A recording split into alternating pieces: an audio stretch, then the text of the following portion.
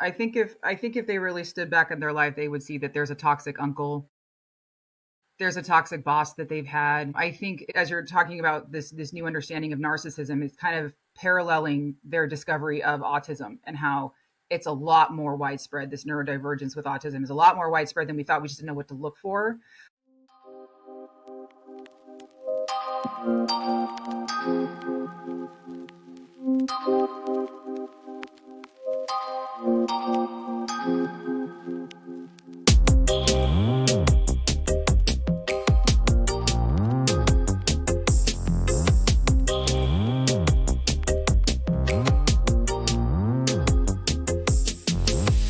Don't wanna get closer. If you're playing with my mind, it ain't fair. Don't wanna spend my energy. Hello. Thank you for joining us. I'd love to welcome today Katherine Jeffries to our show. Very excited about having you on. Very Thank you excited for to be here. joining us. Thank you for having me and thinking of me. I appreciate it. Yeah. I'm really excited because, one, you're an author that has written some interesting books, and you have a lot to say also when it comes to narcissism.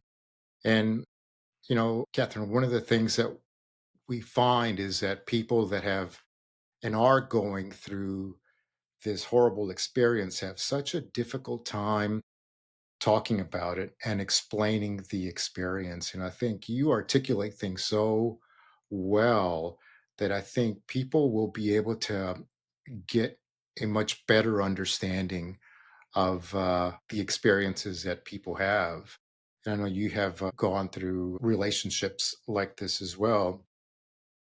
And so, if we can start off, I'd love for you to talk to us about your background and your Sure. writing and how you got into it.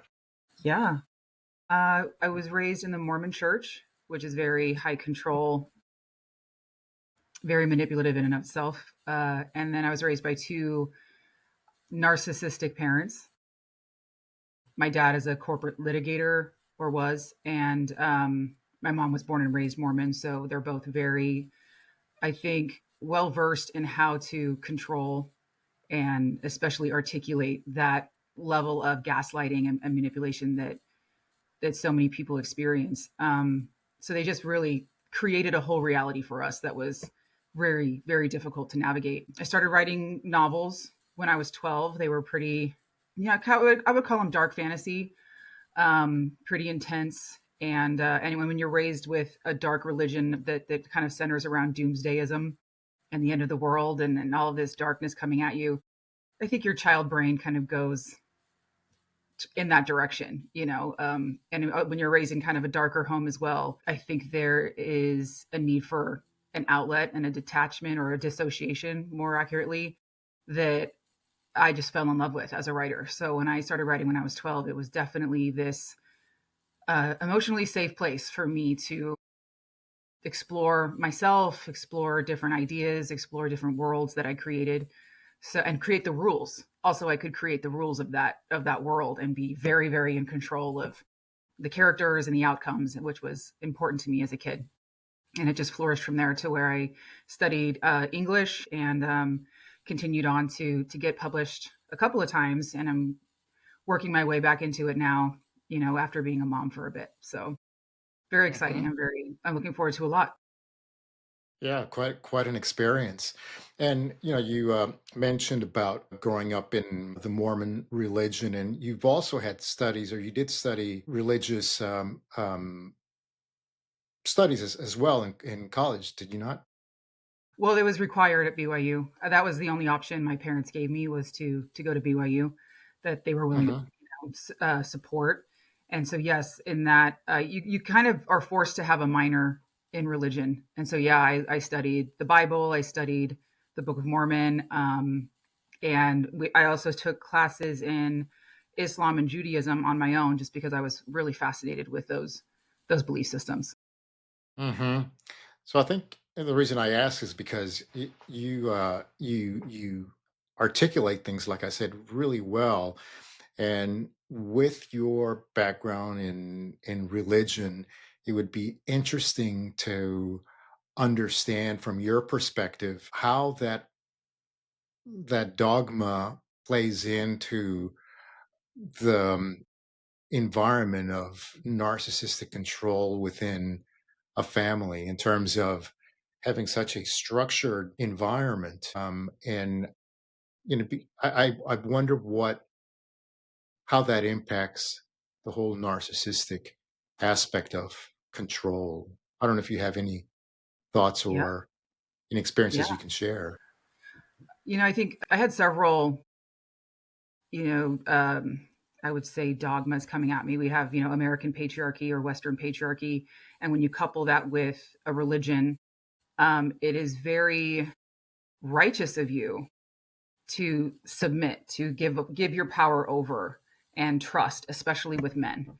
And so the church is very big on the patriarch in the home having the last word, that he is a man, he is a leader, he is a natural born, righteous mouthpiece of God, and he knows what he is doing.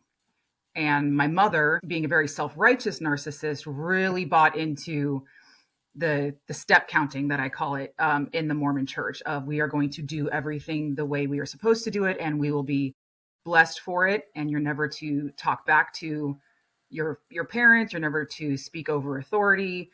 And even though she was not a typical stay at home mom, she definitely, tried to condition me toward being looking forward to again handing my power over to a man, trusting him, never saying no to him, um, letting him have the final say, making him feel important so that he can feel built up to be that leader and to have that final say. And so when it came to, my mentality of as a daughter to these two people, it was try harder. And if your father is mad at you, if your father has put his hands on you, if your father got scary, then you'd better just submit even lower and try even harder. Go give him a hug, tell him you're sorry. It never worked. When I would go to, he had this line of saying, well, you've shown me who you are. This was a manifestation of your character. If I ever messed up, and usually it was something he had made up anyway. But if I did anything right, then it's, well, you're supposed to do everything right. So I didn't get credit for what I did right, for being a good Mormon girl and for being helpful and doing extra chores. Cause I did extra laundry. I was the one in charge of bathing the dog. I was the one in charge of cooking dinners for the family when there was date night and Christmas cookies and all of these extra things that my siblings didn't have to contribute. But I felt like I needed to try harder as the scapegoat and as the first daughter and as a daughter in the Mormon religion. It was always say yes and try harder. So yeah, it definitely It contributed. seems that there's a lot of guilt that goes into that, maybe, and that maybe I'm just in listening to you and thinking back on my experience. I was brought up Catholic. Um, it's just that guilt of, you know, you have to do it this way or else, Mm-hmm. you're not worthy of God's attention or your father's attention or whatever the case may be. Mm-hmm. Absolutely. And So you're just expected to shine for the family, um, and maintain that family image of being righteous and being, in the Mormon church, especially, they talk about family and eternal mhm. families. And there's a song that we'd always sing called Love at Home, which was anti contention, basically. And there was this big scripture of contention is of the devil. And so if you have a contentious heart, you have a demonic heart, essentially. So when I would get repeatedly picked on by my siblings and yell, like, leave me alone, go away, or shut up, it was, oh, Kate yelled. So even though they would be, teasing me or causing problems if I stood up for myself or drew a boundary, however Mhm. immaturely I tried to do it as a child, it was, oh, there she goes with that devil spirit and that devil contention again. So we had a lot of family home evenings, which were these, every Monday night we were supposed to set aside time to sit as a family and have a lesson and have a thought and sing a song. And a lot of them were about how I was the problem of the family and the fighting was I was the common factor in all of that. And so I did not look forward to spiritual time with my family and these spiritual Yeah. lectures that we would get, but we definitely were told to protect the family image, protect the family reputation, keep what happens in the home, There was no reality testing allowed. There was no temperature testing allowed outside of the home. We had to very much put on faces and put on masks in public everywhere we went. Yeah, and it made me think, yeah, we've had people come to us with some of those religious experiences. And one of the things, the common denominators that are coming up right now is that they feel guilty if they even think about leaving that dysfunctional relationship. So they're kept in there just by that dogma of, I have to, I'm in it for the long haul, good or bad. And, it's been very difficult for some people to escape these relationships because of that. And I don't know what the solution is, but I mean, there needs to be a lot of healing, and I think a lot of understanding and self love to be able to overcome that. That one is deserves to be happy, and not live under that horrible, insidious environment. Yeah, I think the common thing in most religions is service. And so you kind of feel like you have to serve and give of the good that you have to others. And then you also have the honor your mother and father, which is in the Ten Commandments. But society at large, like religious or unreligious people have told me, but they're your family. Like, especially when you're raised by toxic people who have you in order to take care of them, which a lot of narcissists do. They have you for an energy source. They want to have they have an idea of having a child that's like a dog, like a puppy, who will just like be so excited to see them all the time and do whatever they want and please, please, please. And so they literally think that they are having kids to have an energy source. And so they will parentify you, make you feel obligated to them, make you feel like they you would be the downfall of their life if you were to ever leave them as their child and move on to something better. Yeah. Yeah, yeah, and I think it complicates. When you look at the power struggle within that family dynamic, when you're talking about parents that are narcissists, and also siblings that may be you know in that realm. And I don't know what you think. It seemed like there's two sides to this. One, a person can be an empath, or they can become a narcissist when they're in that environment. And just from what we have gained an understanding on, is that when that person is that empath, they're the ones being bullied, oftentimes, by that sibling or that parent. And the other choice, and I think it is a choice, is I become one of them. I think so. Um I just watched that show Adolescence, and it was really difficult to see this 13-year-old boy who's being charged with murder and just go, when does this accountability start? When do these children shift from I'm just a good kid to I'm going to go down a toxic path? And how can it be stopped? How can it be reversed? I looked at my situation as the scapegoat, and fortunately it worked out in a very productive way for me in my life. Instead of destructive, was I could never win. So I just made the choices that I could where I could for myself to be my weird self. I would write in secret and just write my books and want to be left alone. I played sports. I wanted to be a good little Mormon girl, so I definitely did not choose addiction. I did not go down it. Well, I don't think you choose addiction, but I didn't try any substances to medicate myself. I Hmm. didn't medicate myself with boys or anything like that. So I don't know. I have a hard time kind of sorting out whether it was just my personality and my disposition, or if it was truly that I was a scapegoat. Because I can see the other side of people who would go down a more self-destructive path because they can't win, because they can never do anything right, and choosing that as well. But the trends that I have seen and that have been discussed are that the scapegoats are the more empathetic. They would never want to do this to anyone. They would never want to hurt their children.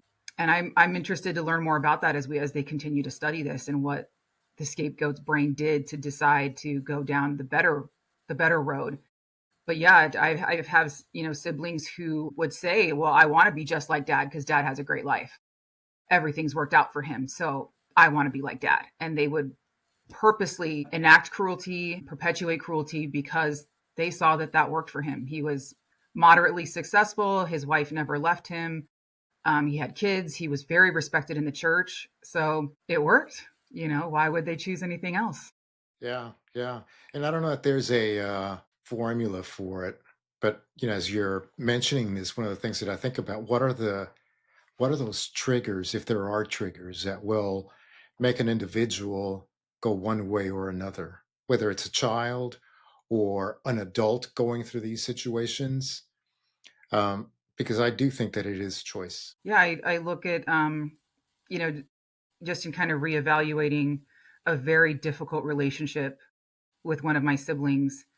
I think that the minute they try to hide what they've done is the minute they make that choice, and that they know that they are choosing the darker path. And I know that this sibling was incredibly cruel to me and would seek me out to be cruel, and knew, don't tell mom and dad. Don't tell anybody that I left a handprint, a welted handprint on your back, or that I punched you in the stomach and knocked the wind out of you. And there was just this explosive anger in that sibling, and this permission from my father that if Catherine ever stands up to you and mouths off, he modeled for them what happens. And he modeled for them, when Catherine stands up for herself, we get to hit her and we get to knock her silly. But for that sibling to know that he couldn't even brag about that to my dad, who was the one modeling that behavior, lets me know that he knew it was wrong. And so he did continue down that path, and he's an insufferable human being. He's not easy to be around. And I don't have contact with my siblings because their level of aggression and just the dehumanization that I experienced into my 30s over and over again, repeatedly with them. Whereas they did not do that with anyone else. They seem to have healthy relationships, healthy friendships, good marriages. And I just thought, why is this just me? They don't see me no matter what I do, no matter how hard I try. Even when they leave me, they leave their kids with me. They would leave their children.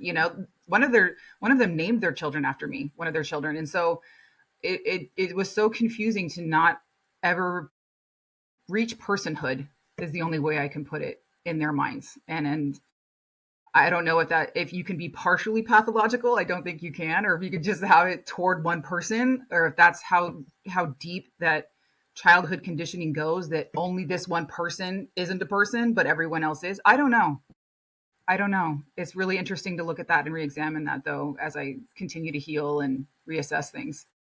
Yeah, and I think this conversation is really important because one of the things for sure that we have seen is that there is a huge gap in understanding between the experience of someone going through a narcissistic relationship and someone who hasn't. Because the person that hasn't, they hear about it all the time, narcissist this and narcissist that online. There's a lot of people talking about it. And I think there's a lot of people just maybe not through experience, but because it is a hot topic. But that is really not, I think, getting to the core understanding of that type of relationship.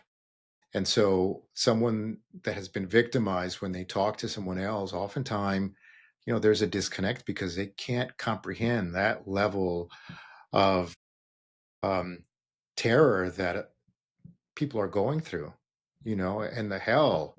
Initially I said this couldn't happen, until I really became involved with the foundation and really started to see that there were two camps. And I would go as far as saying, even within the law enforcement and medical professions, there's a big disconnect. And we have seen it, from people that have written to us. The police or medical folks, psychologists or psychiatrists, just don't understand it unless they have a training in this. And I do believe that narcissism, for the most part, is a relatively new concept or area that is being looked at, but it's far from being understood. And so it's good, and I thank you for being brave to talk about these experiences, because I do think that the way you articulate it helps people understand, especially the folks that haven't gone through it. Um, I and think this they'd is be one of the surprised. I think if they really stood back in their life, they would see that there's a toxic uncle, there's a toxic boss that they've had. I think is, as you're talking about this new understanding of narcissism, it's kind of paralleling their discovery of autism and how it's a lot more widespread. This neurodivergence with autism is a lot more widespread than we thought. We just didn't know what to look for. I think that's true also of narcissism, and that there are a lot of people who do have healthy approaches to relationships, so that when that person starts to shift, they're like, "Oh, you're fake. Screw you." And they just don't talk to that person anymore because they don't need them, and they have a great family or they have a great marriage, and they have their backups and their foundation, and so they don't need these peripheral jerks coming into their lives in any real way. And so I think if people knew what to look for and they knew the signs, they'd probably realize, oh, I have someone like that in my family. I have been treated like that. There is someone I can't seem to put my finger on. I can't seem to pin down. And why are they hot and cold? And why are they, lying all the time about the dumbest stuff? You're like, why do you even lie about what time you wake up? Like, who? I saw what time you woke up. Why do you need to, this the stuff like that where you look at these weird behaviors of narcissists, and it's weird, and you realize, oh, maybe I have had a close call, or maybe I have had that kind of dynamic. So it's Mhm. important. It's important that people know what to look for, because they could have that coworker that they're stuck in a cubicle next to. They could have that boss. They could have that neighbor that you're just stuck dealing with at any minute. Yeah. Yeah, absolutely. And you're right. The problem is much, much bigger than we think. And then you start thinking about these kind of relationships that you just mentioned, that type. Speaking for myself, just thinking back, there's quite a few people that, kind of fit that profile. And then there's those that, from the outside, they're the greatest people. I mean, they are the life of the party, but behind closed doors, you really don't know what's going on. Um, and it has shown me, um, taught me to have more empathy for people that are struggling emotionally, because we don't know what the heck they're going through. You know, a lot of them are trying to just keep it together, but they crack, and it's very easy to be judgmental of them. But it has really, really taught me to back off and just allow it and let people express themselves. One of the things, and you and I talked before this interview, and it was a great conversation. And it made me think about Six Sigma, and that's the quality control in manufacturing, right? And that's the way they're able to make consistently very, very good cars. But when they look at a problem, they use what's called the five whys. And that is for getting to the root cause of issues. And one of the things that I'm starting to do is not necessarily ask an individual, but ask myself and inquire how I can. Why is this person behaving the way they are? And asking again, based off of that answer, why is that? And why is that? And then you start to peel the onion. And I think that's something that law enforcement needs to do a lot more, because I think it's very easy and understandable for, to take things at face value when there's an incident that happens. But that doesn't necessarily mean that the person is crazy or anything. It's just that they are suffering from something. And it's a matter of finding out why. And with the medical profession, for sure that needs to happen. Is it a trauma caused incident? Why is that? And that's where an individual can get um, the appropriate help, because oftentimes they're um, arrested or whatever else for really something that shouldn't have been done. It's just a matter of understanding. And I know this is a deep conversation. We can go down that hole for a long time. Um, but I think it is important to ask these questions and, think about the relationships that we have, in our lives. I've had one family member who's a narcissist, and I knew it a long time ago, but I couldn't label it and I couldn't really understand it. But I saw the manipulation behind the actions. I knew that very well. And that's why they avoided me because of that, because I knew. Yeah. Yeah. I think once you have the vocabulary, that's 90% of the battle. Is once you have the words for what is happening to you, what their techniques are, what their how they can just switch from one track to another very very quickly in a conversation, just seamlessly without even looking flustered. And it's so confusing because your body instinctively reads that as, well, they're calm as a cucumber. Why am I getting emotional? They must know what they're doing. I must be the problem. And once you realize what they're doing to distract, deflect, and to keep the chaos moving in their Uh-huh. direction, it's very empowering to Hmm. know what's happening. You're absolutely right. And that's what it is. It's really an understanding and having that vocabulary to label feelings that you may have or behaviors that you're observing, right? And I think that really does a lot to help people understand the situation that they're in. And I think that is probably one of the biggest problems that people have that are going through this because they're not, maybe it's new to them and they can't label it, or they've experienced it for so many years that they're numb but don't know how to express it or understand it. Only Yeah, that this is, falling into the depression aspect and the brain fog aspect of just being completely exhausted by another human being. Um, you're not going to want to Google anything. You're going to just want to keep withdrawing because you feel like I get along with everybody except the person that I love the most seems to hate me. And the person who knows me the best and spends the most time with me finds me insufferable and intolerable. Like it will definitely, turn people inward in the wrong way and help them, basically aid and abet the narcissist in isolating themselves further and putting themselves more and more under that control instead of, because there's a certain point, and I know this happened with me, I just stopped lashing out. I just stopped defending myself because when I was younger, what's the worst that can happen? Well, a few wallops, and I learned very quickly that hurt. I should stop doing that. And then when it became, an all sides issue, and seeing my siblings joining in and my mom, and then getting to know more Mormon people and seeing them kind of back up and support that system, I really thought it was just me. And I thought that I'm just the weirdo. I just don't know what I'm doing and I'm the problem because it was so prevalent in all of these relationships. And so I didn't know that I could Google narcissism or toxic relationships or toxic traits until I was in my 30s, and realizing, I think it was a post on social media that came up, and I read the article, and it was about, they call it, it wasn't Darbo at the time, it was abuse reversal. And I saw I have to walk around on eggshells for you, and I can't say anything around you. And I was like, this is the script. This is exactly what my dad would say.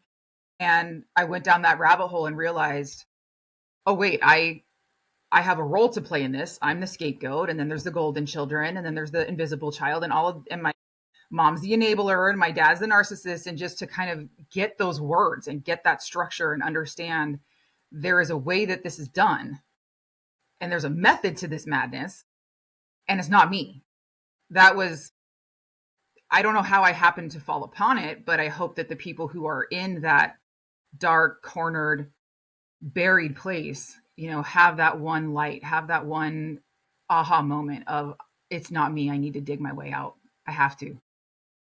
yeah. And, this may be one of the most important things that we talk about today is that realization of the importance of the vocabulary to use because, we get so many letters from people suffering from a horrible experience. And it seems that when they write to us, they're already kind of at the end of that cycle. And sometimes it's not for the good for them. And I kind of can explain it as their emotions are kind of like a lava lamp.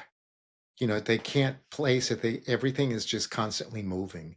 We're used to when we problem solve anything, there's if this happens, and then this happens and this happens. But in these types of relationships, if you don't have a vocabulary to explain, it's just so distressing, especially when there's so much of an attack on the individual.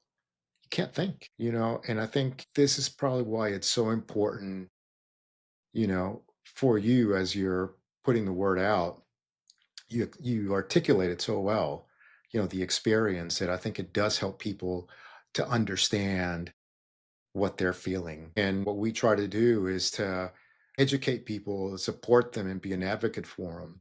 So part of it is in that education is the verbalization of what they're going through. I think those aha moments are so relieving in terms of helping people feel better, that they're getting a little closer to understanding things, you know? And then from that, then what do I do? Yeah. Yeah. Narcissists thrive on confusion. They also, unfortunately, redefine terms altogether. So one thing can mean something to people outside of that system, but they will take that term and completely redefine it for you to where it's suddenly a sin or a problem. And I think one thing that survivors may understand, and I hope that I can articulate this well, is that there is an addictive kind of cycle, that the narcissist will show you in front of you that they are capable of caring others. They're capable, they will be great to others, and they will be attentive, and they'll be curious, and they will anticipate that person's needs and be right on the ball for them. And so you think, oh, it's in there. Okay, I gotta try harder. It'll be fine. I'll just try harder. And you get kind of excited thinking like, I see it, and I can have that back if I really, really work. And then times will be okay, and you'll think that this is working out, and you might be getting along great, and you'll feel like we're on the right track. And then boom, the hammer falls. They have a switch that flips, and you're in hell for hours and hours, maybe days on end. And you're blamed for everything, and you feel like, okay, well, I messed up again. Okay, I'll just try harder. Hmm. And again, that high that comes with pleasing them, that high that comes with the promises and with them, shifting their behavior back into kind of the love bombing phase, you just feel like you're in a passionate cycle with them. And Hmm. I'm not speaking about my dad. I did have a narcissistic boyfriend, very covert when I was in my early 20s. He was in his 30s. And the Mormon leadership thought he'd be great for me, 7 or 8 years older than I am. So that was disgusting. But I remember that cycle of feeling like, oh, we just have a passionate relationship, and we just overturn furniture, and it's like we're just crazy like that. And society, of course, and media has shown that to be passion, and that's the intensity of it, and even the violence of it can be romantic. And so we have to look at how we've been conditioned and what we feel love is supposed to be. And this, I think, romanticism in the West has taken a turn for the worst.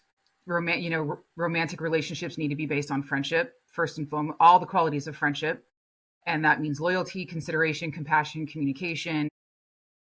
Fighting is not romantic. Makeup sex is not romantic. Like if it's been such a really a tumultuous and disrespectful cycle, then we have to break that conditioning. We have to break that addiction. We have to calm our nervous systems and reassess how we want our lives to look and what we're being programmed with from the influences outside of us as to what is healthy or what is intense or romantic, for sure. Hmm. Yeah, and that's a difficult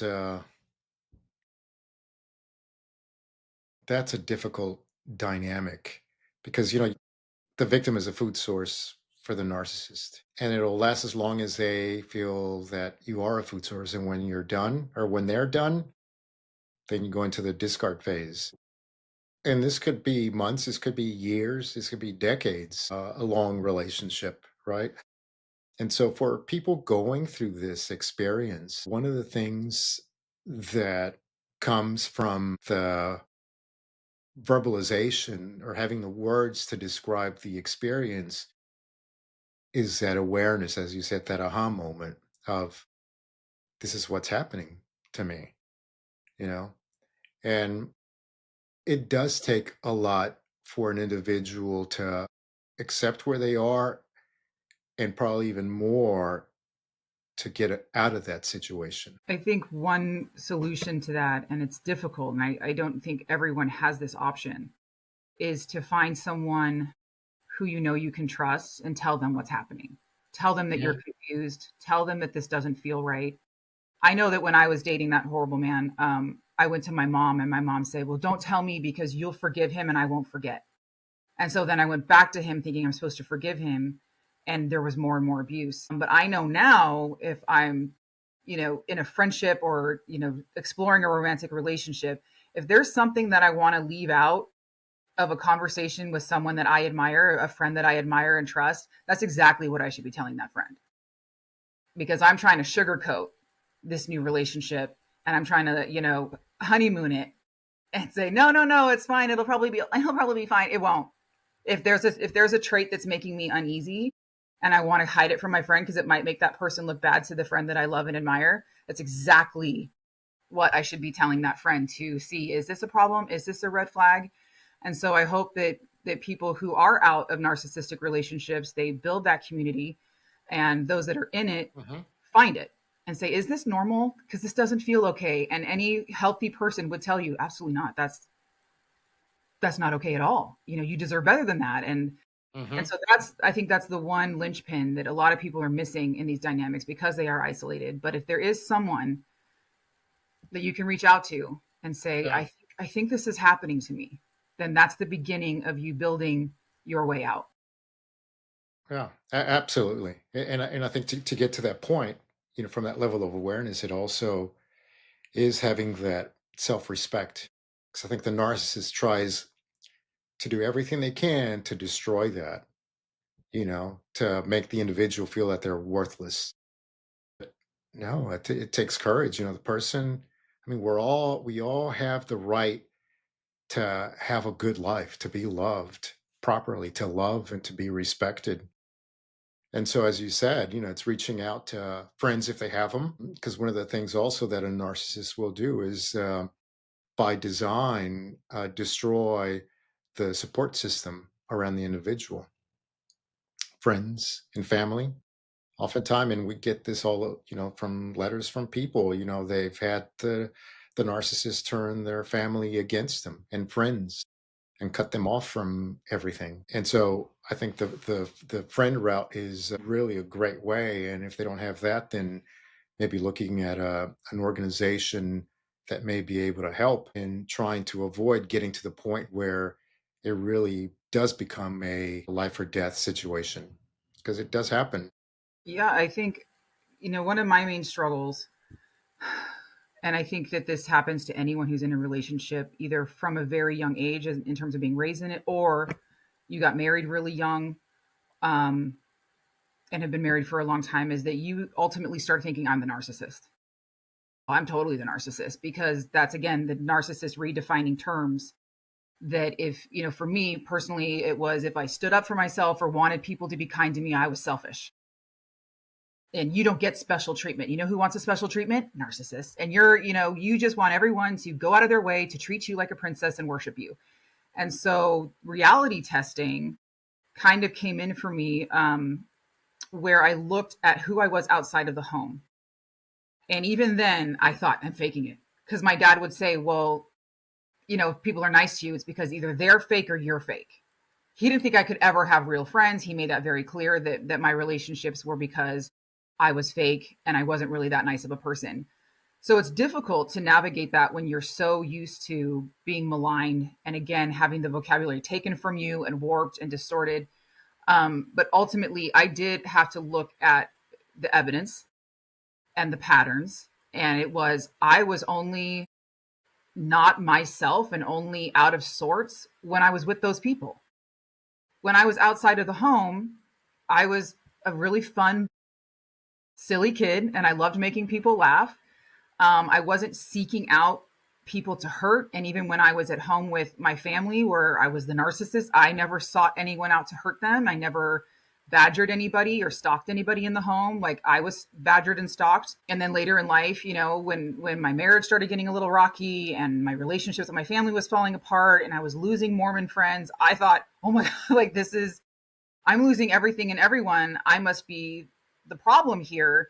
But what it was me waking up and setting boundaries and Hmm. saying, no, I don't want to do that anymore, or no, I'm not comfortable with that, or no, you need to treat me better, or else we're not going to have a relationship. And again, that nagging of like, am I the narcissist? Am I too demanding? Am I expecting too much from people?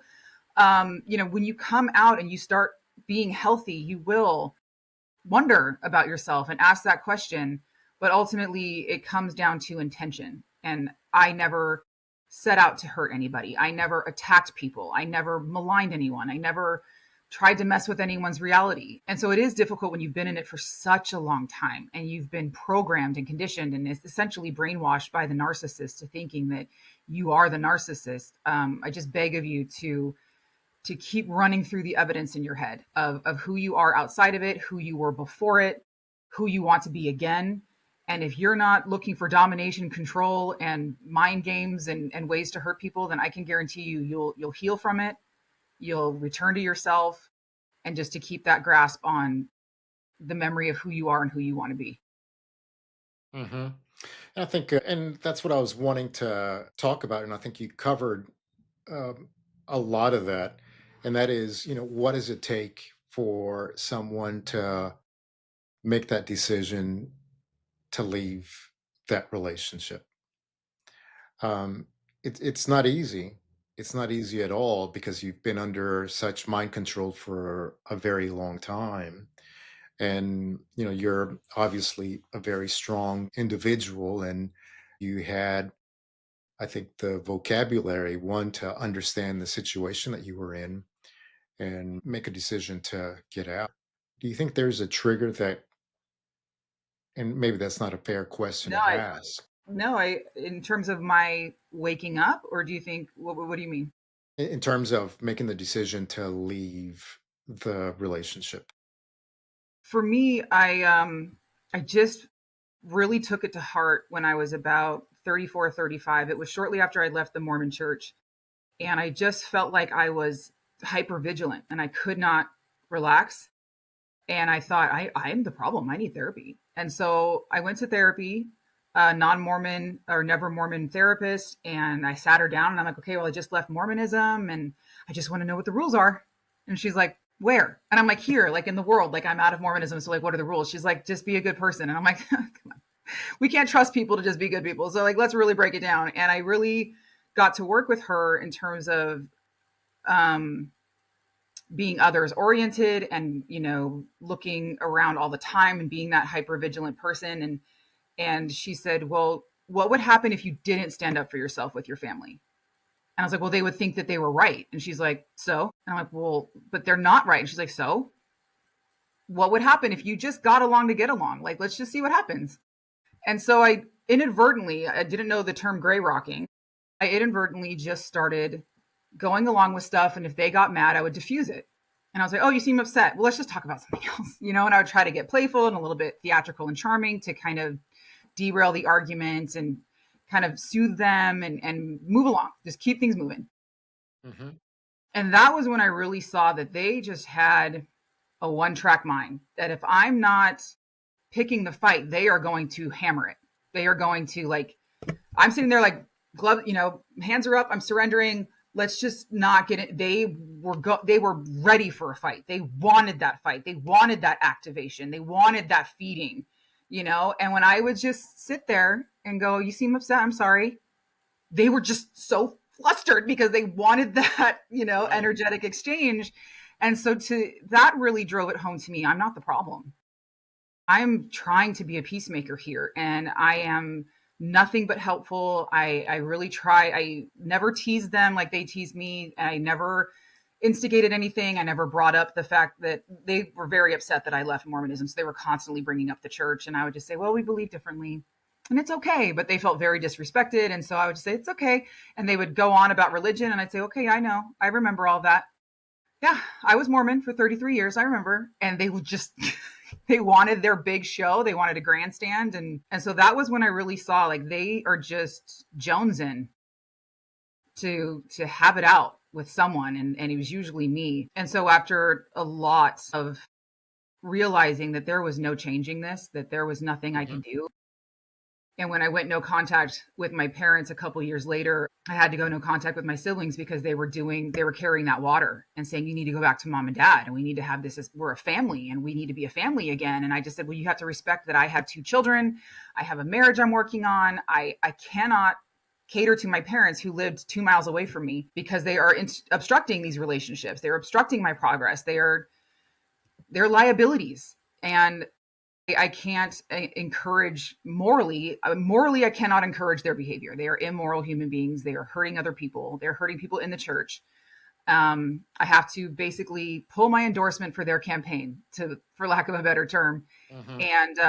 And when they wouldn't let up and when they wouldn't respect my boundaries, I just said, you can't come around anymore. We're not doing this. And they said, fine. Then I think they went along the same track that my mother was we're going to starve her out. So let's all shut it down and we're going to starve her out and she'll come crawling back. And I think the subsequent contact that I've had with a couple of them was that yes, they don't know why I haven't crawled back and they're still waiting for me to earn my place back into the family. So that was my shift, was when I went to therapy and I healed myself and I no longer participated in these arguments, these circular, exhausting, pointless arguments, and seeing that they were determined to have a problem, that I realized I can't do all this work anymore. I can't Hmm. carry all this anymore. And just Hmm. reprioritizing my children, reprioritizing myself. It was very difficult. It was not an easy overnight thing. It was very difficult. And I had very, very dark moments that, you've kind of touched on, where you think, who am I without this? Do I matter? I've been treated like a burden my whole life. I've been treated like only the wrong I do proves who I am. Sorry, I'm emotional. Who am I without this? Like, if I'm constantly trying to define myself in this dynamic and with these relationships, um, does any definition outside of that matter? Because it's your parent. If your parent says this is what you are and you're garbage, and you're trying to outprove that for 40 years, are you a wuss in saying, I don't need your approval, I'm going to get my own? Because I was told that a lot, that if you walk away, you're weak. And so you had to step up to that challenge. And so I had to overcome a lot of conditioning in saying what they think doesn't matter. And they can be mad at me and they can think I'm a bad person, which again brought me to very dark points in in my life, to where I wondered, like, would they be better off without me? Are people better off without me? Because my family's gone no contact with me, my marriage isn't great, my friends don't care. And people would say, just to get dark, they're like, but your kids. And I'm like, I loved my parents. Like, what does that mean? Does my kids love me? Who cares? Like, I loved my parents. My parents are terrible. It doesn't mean my parents are good people. Hmm. So am I even a good person just because my kids love me? That doesn't make any sense. So I was definitely outthinking all of the help people were trying to give me. And I eventually had to just muscle through those really, really dark moments and realize I would regret it. As soon as there was a point of no turning back, I would regret it.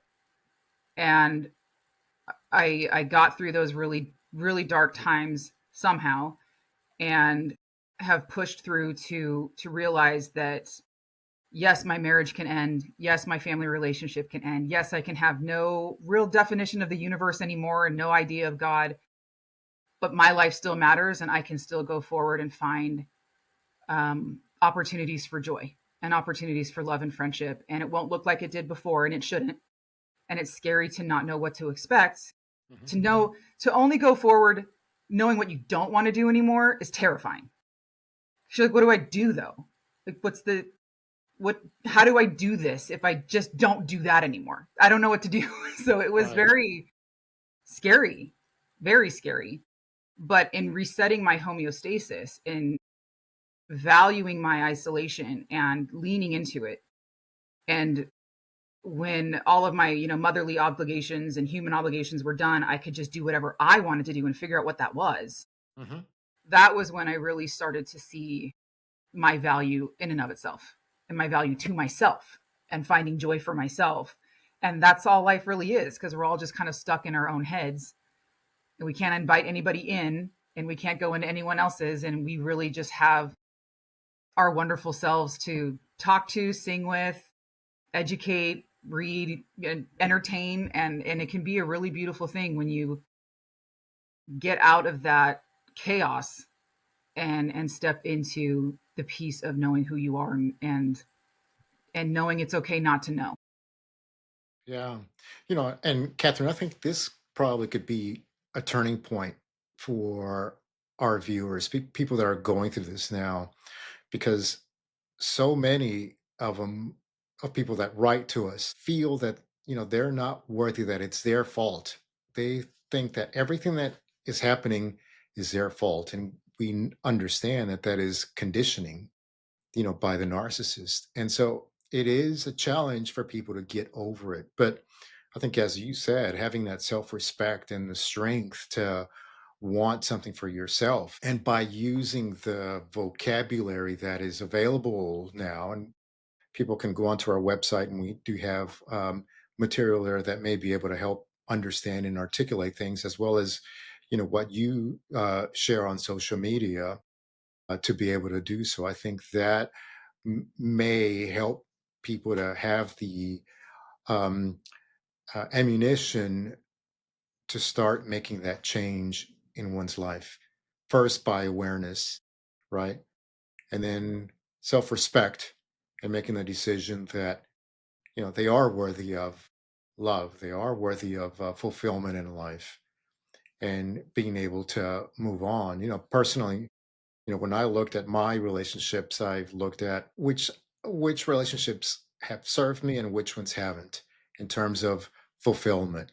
And when I thought about it, a lot of it was just fluff. It was just people that are taking up space. One, they weren't real, uh, and they were putting a false persona. And we don't want that. We want something meaningful in our lives. I think we all do.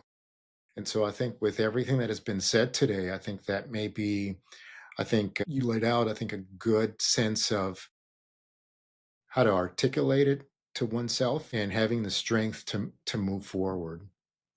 And Even if it's just curiosity, even if it's just, can things be different? You might not have that inner fire and self-respect right now and this kind of fuck you attitude toward this guy or person, I'm sorry, but you might just wonder, like, what would have happened if I'd made a different choice, and what could happen if I make a different choice now. And I think one thing that I try to make the point of over and over again in my social media is, like, you're not here to die for this asshole. Yeah, that's not why you're here. You're not here to dump your soul and to have your essence excavated by another human being. You are here to live for yourself, and your meaning is not to waste away for another human being. No god or spirit or universe would put you here to be sucked dry by a jerk or by anyone. You're not supposed to be dry by your children. You're not supposed to be sucked dry by your parents, your spouse, no one. You are here to be your fullest, most beautiful self. And dying for anyone else doesn't do anyone any good. No one. Mhm. And that's not why you're here. So if there is a romantic notion of this is love, it is not. It is not love. Love is not, does not make you want to die. That is not love. And we so badly don't want to be the narcissist and think, well, I need too much, or maybe I'm asking too much. Love builds you up. Love does show you what you're doing wrong. Love does show you how to do better, not like this. So you are not, if in being loved and wanting to be loved, you're not asking to be enabled. You're not asking to be emboldened to be abusive or cruel. You will find the love that makes you want to be a better person from your core, voluntarily and enthusiastically. But what Mhm. they're doing to you, it is not love. And Yeah. it's not why you're here. It is not why you're here. So, Katherine Jeffries, thank you so much for being with us. I think it's been a wonderful conversation. I love the way that you positioned the whole idea of exploration and through having the vocabulary to understand things. I think this is the start, a big start for people. I think in talking about the strength that you've had to be able to conquer those relationships goes a long way to help people understand and also to gain the courage within themselves to make that decision to escape that toxic relationship. Hope so. I do. So how do people find out about you? Oh, I'm on the socials. I'm on the let's see. I'm on TikTok. I don't know if people can still download that. I'm not quite sure. The app did update, so I'm not sure if you can actually get in the app store. I post mostly there. I post mostly videos. I do try to be funny and encouraging. I try to be that best friend, big sister type. But you can find me on Facebook. You can find me on Instagram. I am going to try to upload to those a little bit more often. And if TikTok goes away, I'll shift over to YouTube. But if you want to, learn more about my writing, I'm going to start talking more about that and how I interweave, narcissistic traits and characteristics and characters and abuse into the storyline. So it's going to be a good year, I would say. So if you want some encouragement and you just want to, kind of hang out with someone like me a little bit, then yeah, hit me up on social media and you're in. Excellent. We'll have links to your pages as well. So thank you very much. And for our audience, if you enjoyed the conversation, like, share, and subscribe. And we'll be talking more about the whole dynamic of narcissism and how to deal with these relationships and heal through them. So thank you all so very much. You have a blessed day. And Catherine, thanks again. It Thank was you. wonderful having you. Thank you. You take care. You too. Bye bye. Bye.